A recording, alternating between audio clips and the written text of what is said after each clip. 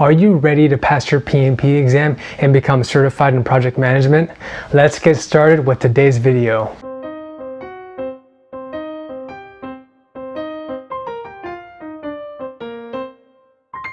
Hey everyone, and welcome back to my channel. If you're new here, my name is Alvin and I'm a project manager who recently passed my PMP exam above target in all domains. And on this channel, I'm here to share weekly practice questions and exam strategies to help you become certified in project management. So make sure you subscribe to my channel and smash that like button so you don't miss out on any future upcoming videos. Also, don't forget to enroll in my free 5-day Master Your PMP Exam Bootcamp course where we'll be going over the fundamentals of how to pass the PMP exam, how to answer every single question correctly, and mastering the fundamental basics of Agile 101. So if you want to get started on your PMP journey the right way and learn from someone who recently passed the exam above target in all areas, make sure to sign up for my free course over at alvinthepm.com/bootcamp. Alright, so let's get started with today's video. Question 1. The final product deliverables have been validated and accepted by the customer. All project work has been completed and the project manager is verifying that the objectives have been successfully achieved. As the project manager, what should you do to support the closure of the project? Is it A, complete handoff to the operations team? Close out open change requests? C, close all contracts with vendors? Or D, obtain acceptance of deliverables from the customer? This is meant to be tricky, so take the time to think about it. When you read through this question, what type of project management lifecycle approach is being described here? If you think about it, it's actually the predictive approach. Remember that on your exam, you're likely to see a mixture of both predictive, agile, and hybrid approaches. So make sure you can still apply your knowledge and solve situational-based questions governing the predictive approach.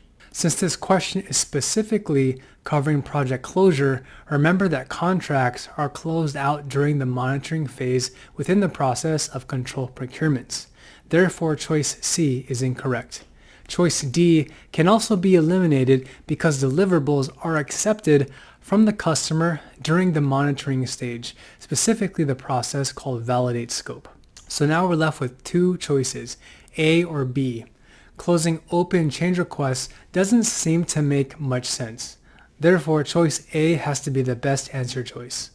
Again, make sure you apply the same problem-solving mindset that I'm using to problems that you may see on your exam. If you see any answer choices which don't seem to make any sense, just cross it out, just like what we've done here with choice B. So let's go on to question 2. You've been assigned as a project manager overseeing a global project involving more than 30 stakeholders. The project management plan has recently been completed and you are working with your team to collect requirements.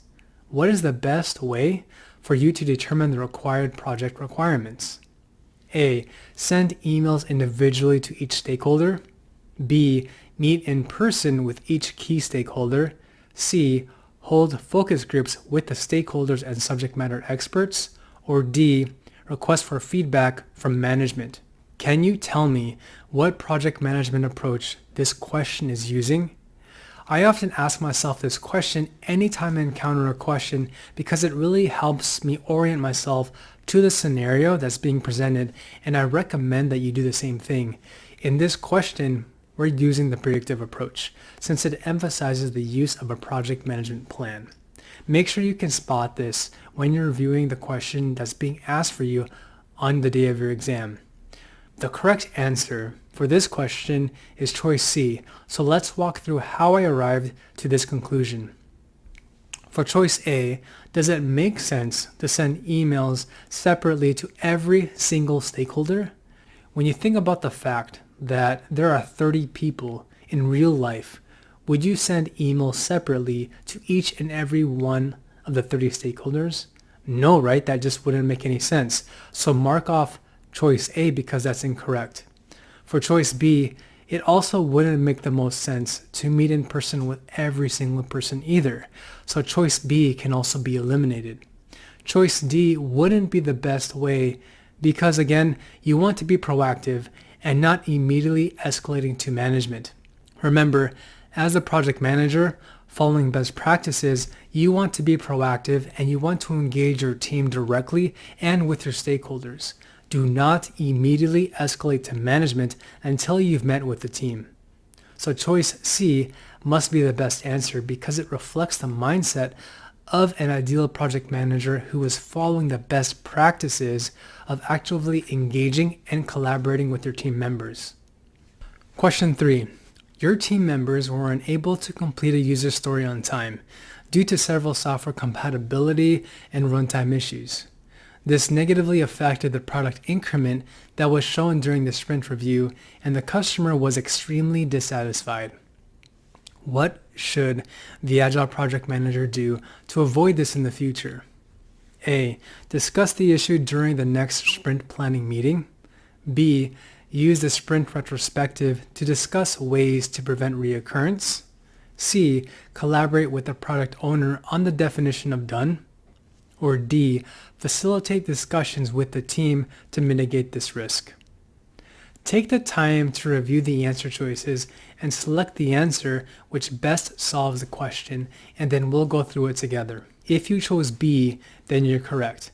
Let's walk through exactly why this is the correct choice and how I would solve this problem.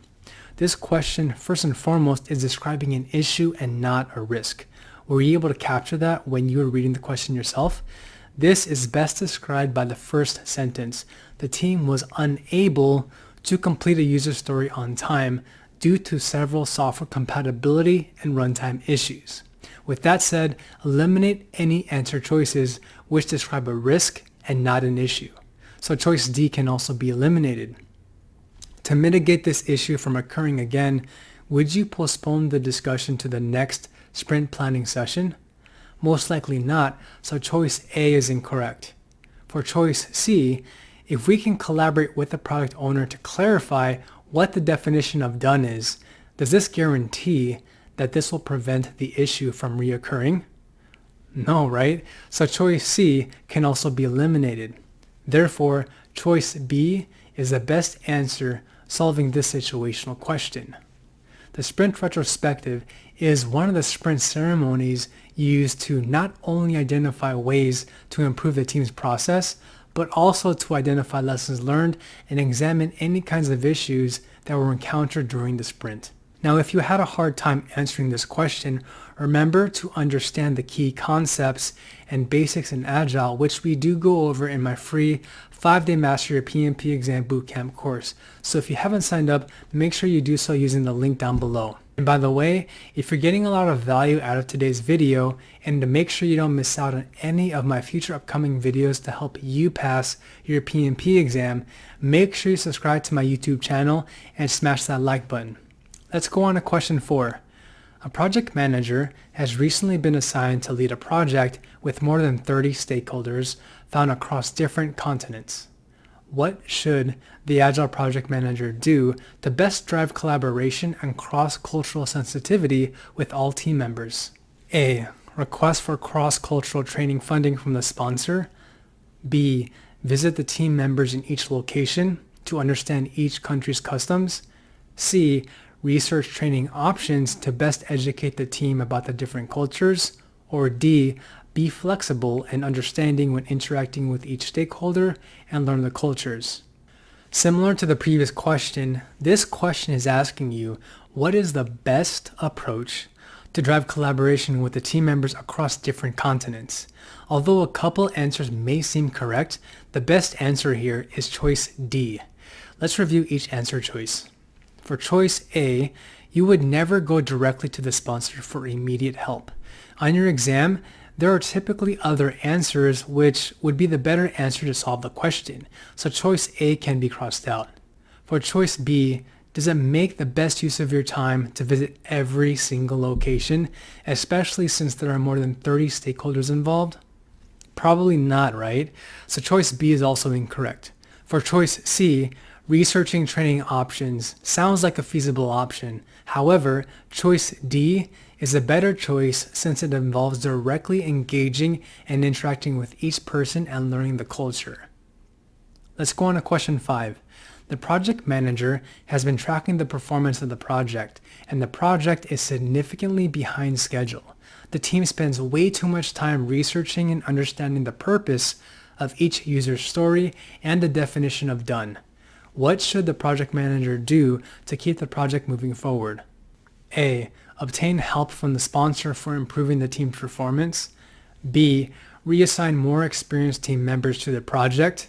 C. Request the product owner to collaborate with the team and to clarify the definition of done. Or D. Implement paired programming to accelerate the completion of each user story. If you chose C, then you're correct. First, orient yourself to the type of project that's being asked in this question. This scenario is following an agile approach. Remember, on your PMP exam, you might face questions which are really wordy, convoluted, or complex. But remember, you have to get to the core of what the question is asking you. In this case, the question is asking, what should you do to keep the project moving forward? From reviewing the question, it sounds like the team doesn't quite understand what the goal for each user's story is and what the definition of done is. If the team does not complete the user stories to meet the expected definition of done, then the sprint will not be successful. So we'll have to pick the answer choice which best aligns with this strategy. Out of all the answer choices, the only answer which best reflects this is choice C, since you will be working directly with the product owner and the team to clarify what the expectations are and what the definition of done is. Here are a couple pointers to point out in this question. Never escalate to the project sponsor for help. You should always be the one to be proactive, to find ways to improve your team's performance and not your sponsor. Do not assign other team members as the very first thing that you would do. As a project manager, again, as I said many times, be collaborative and find ways to improve your team yourself. Don't rely on your sponsor to do that for you. And so I hope you gain a lot of value out of today's video. If you want to see more weekly quizzes and tutorials to help you pass your PMP exam, make sure you subscribe to the channel and smash that like button. Until next time, it's Alvin the PM helping you become certified in project management, and I'll see you in next week's video.